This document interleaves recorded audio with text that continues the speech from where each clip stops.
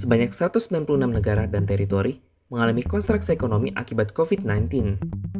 Untuk membantu perekonomian negara anggotanya, IMF mempersiapkan pinjaman sekitar 15.000 triliun rupiah berupa instrumen pinjaman 50 miliar US dollar untuk negara berkembang dan 10 miliar US dollar tanpa bunga bagi negara-negara miskin. Sementara itu, World Bank juga telah merumuskan skema bantuan ekonomi sebesar 14 miliar US dollar bagi perusahaan maupun negara untuk merespon wabah COVID-19.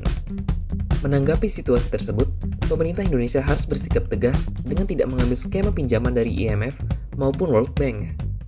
Menteri Keuangan harus mengambil skema realokasi anggaran yang dimungkinkan melalui sisa anggaran tahun lalu, akumulasi dari sisa anggaran tahun sebelumnya, anggaran yang selama ini disisihkan oleh pemerintah sebagai dana abadi untuk keperluan cadangan seperti dana pendidikan di LPDP, dana pungutan bea ekspor sawit di BPTPKS, dana lingkungan hidup di BPTLH, dana riset perguruan tinggi yang diinvestasikan di surat utang negara, termasuk dana darurat yang ada dalam rekening BA99 APBN dan selama ini dikelola oleh Menteri Keuangan sebagai bendahara umum negara.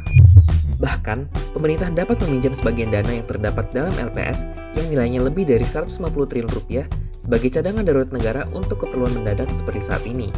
Selain itu, cadangan devisa Indonesia yang dikelola oleh Bank Indonesia sekitar 130 miliar US dollar atau setara dengan lebih dari 2.000 triliun rupiah bila kurs saat ini adalah 16.800 rupiah per US dollar. Pemerintah cukup dengan menerbitkan open-end surat utang negara yang khusus dibeli oleh Bank Sentral dan kemudian meminta Bank Indonesia membeli surat utang negara tersebut dengan bunga di bawah 5% saja. Jika pemerintah menerbitkan surat utang negara senilai 20 miliar US dollar akan setara dengan 336 triliun rupiah. Uang sebesar itu akan sangat cukup dan memadai untuk menanggulangi COVID-19 di Indonesia tanpa harus menggunakan pinjaman dana dari IMF maupun Bank Dunia.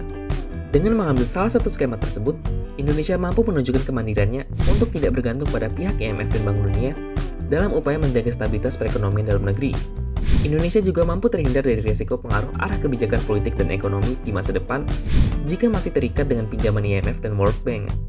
Keuntungan lainnya yang didapat adalah Bank Indonesia tidak sepenuhnya menggunakan cadangan devisa untuk operasi moneter dalam menjaga stabilitas nilai tukar rupiah. Kebijakan ini bersifat berkelanjutan dengan mempertimbangkan sistem kesehatan nasional dan keterikatan sosial kita sebagai satu bangsa. Jangan sampai pemerintah Indonesia, khususnya Menteri Keuangan sebagai garda terdepan perekonomian, salah langkah dalam mengambil kebijakan di masa krisis saat ini.